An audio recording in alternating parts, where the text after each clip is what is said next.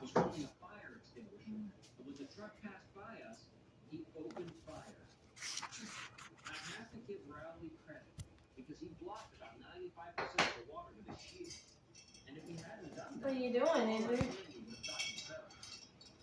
When the truck drove The away, truck is I a how you know that a few seconds later, it was, "We're calling the cops." we call the cops. The driver slammed on the brakes and he turned his truck around. Me and Rowley started running, but those guys were right on our Those heels. guys are The only place I could think of that was safe was Grandma's house, so we cut just through gonna the read it. backyards to get there. Grandma was in bed already, but I knew she keeps a key under the mat on her front porch.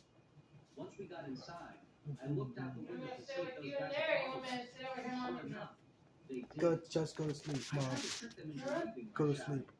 "Well, I guess now that we're safe in our own house, you can't get us." But they wouldn't budge. After a while, we realized the teenagers were going to wait us out, so we decided we were just going to have to spend the night at Grandma's. That's when we started getting cocky, making monkey noises. Teenagers. Well, at least I was making monkey noises. Rowley was kind of making owl noises, but I guess it was the same general idea. I called Mom to tell her we were going to crash at Grandma's for the night, but Mom sounded really mad on the phone. She said it was a school night and that we had to get home right that instant, so that meant we were going to have to make a run for it. I looked out the window, and this time I didn't see the truck, but I knew those guys were hiding somewhere. They were just trying to draw us out. So we snuck out the back door, hopped over Grandma's fence, and ran all the way to Snake Road. I figured our chances were better there because there aren't any street lights. Snake Road is scary enough on its own without having a truckload of teenagers hunting it down. Every time we saw a car coming, we dove into the bushes. It must have taken us a half hour to go 100 yards. But believe it or not, we made it all the way home without getting caught. Neither one of us let our guard down until we got to my driveway. Ah, we sighed. But right then, there was this awful scream, and we saw a big wave of water coming toward us. Splash. Man, I forgot all about Dad, and we totally paid the price for it. When me and Rowley got inside, we laid out all our candy on the kitchen table. The only things we could salvage were a couple of mints that were wrapped in cellophane, and the toothbrushes Dr. Garrison gave us. I think next Halloween I'll just stay home and mooch some Butterfingers from the bowl Mom keeps on top of the refrigerator.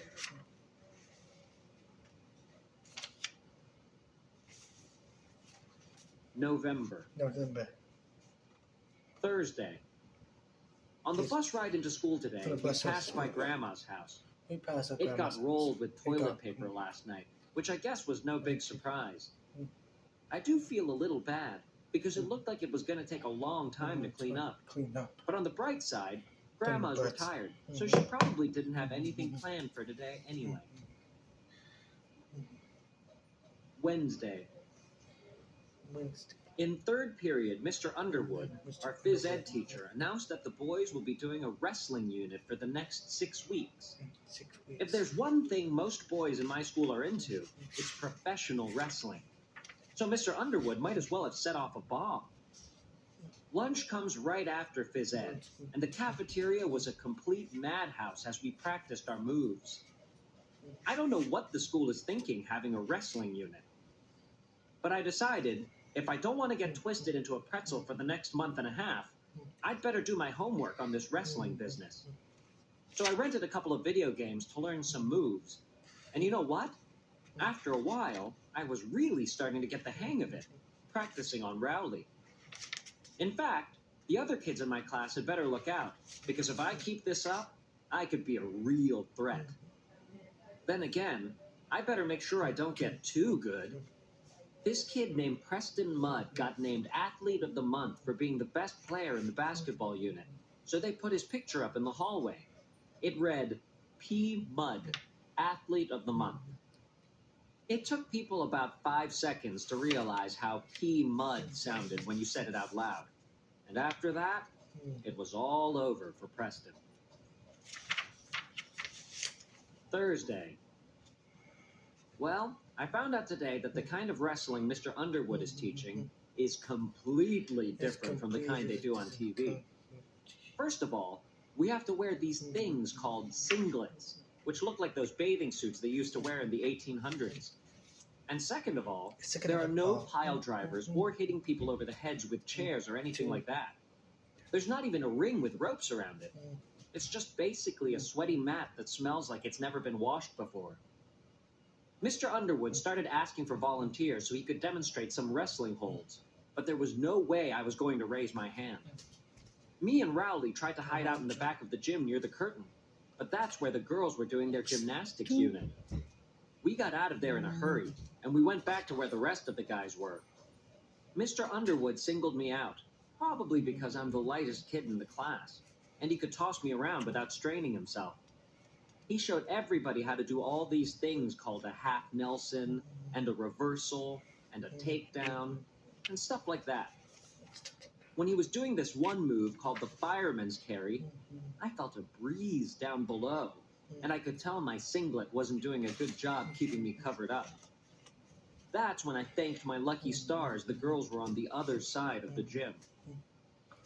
Mr. Underwood divided us up into weight groups. I was pretty happy about that at first, because it meant I wasn't going to have to wrestle kids like Benny Wells, who can bench press 250 pounds. But then I found out who I did have to wrestle, and I would have traded for Benny Wells in a heartbeat. I got Fregley. Fregley was the only kid light enough to be in my weight class, and apparently, Fregley was paying attention when Mr. Underwood was giving instructions, because he pinned me every which way you could imagine. I spent my 7th period getting way more familiar with Fregley than I ever wanted to be. Tuesday. This wrestling unit has totally turned our school upside down. Now kids are wrestling in the hallways, in the classrooms, you name it. But the 15 minutes after lunch where they let us outside is the worst. You can't walk 5 feet without tripping over a couple of kids going at it. I just try to keep my distance. And mark my words, one of these fools is going to roll right onto the cheese and start the cheese touch all over again. My other big problem is that I have to wrestle Fregley every single day. But this morning I realized something. If I can move out of Fregley's weight class, I won't have to wrestle him anymore. So today, I stuffed my clothes with a bunch of socks and shirts to get myself into the next weight class. But I was still too light to move up. I realized I was going to have to gain weight for real. At first, I thought I should start loading up on junk food. But then I had a much better idea. I decided to gain my weight in muscle, not fat. I've never been all that interested in getting in shape before, but this wrestling unit has made me rethink things. I figure if I bulk up now, it could actually come in handy down the road.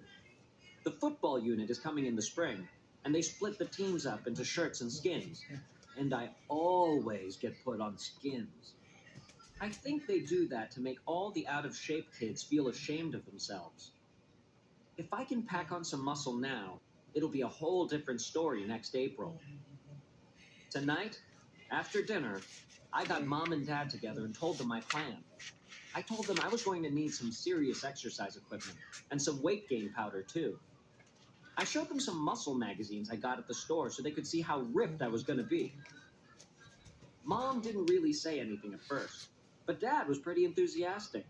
I think he was just glad I had a change of heart from how I used to be when I was a kid, when I thought muscles were gross.